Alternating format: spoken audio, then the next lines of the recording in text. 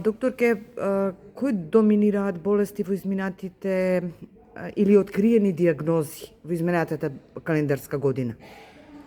Малигнитетите се нешто кое што навистина рапидно е зголемена бројката во однос на малигни заболувања, но можам да кажам дека и еден друг момент кој како професионалец кој што го забележувам, а тоа се пореметувања, ментални пореметувања кај младата популација, каде што почнува се поголем број да се јавува на депресивни, анксиозни расстройства, кои како професионалец можам да кажам дека влијаат социјалните мрежи, оние агресивни игри на телевизија, се даваат цело време филмови со убиства, со агресивност и мислам дека тука треба сите заедно да поведеме сметка, да се гледа што би се пуштало на младата популација, до кога би биле дозволени да користат и какви социјални мрежи и што се дава. Значи тука во тој сектор треба поголема контрола да се поведе,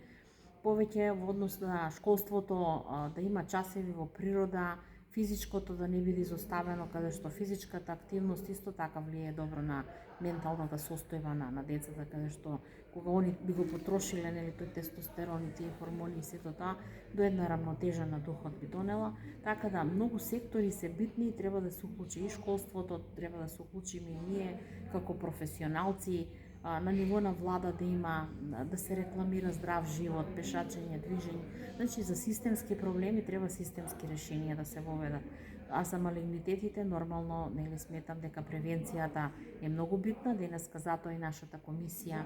за правата на пациентите, но не само и за правата и за нивните обврски. Зборувавме точно за оној момент каде што секој граѓанин, секој дете, секој пациент има и обврска да си прави своји превентивни прегледи и секој рано откривање ќе спаси човечки живот.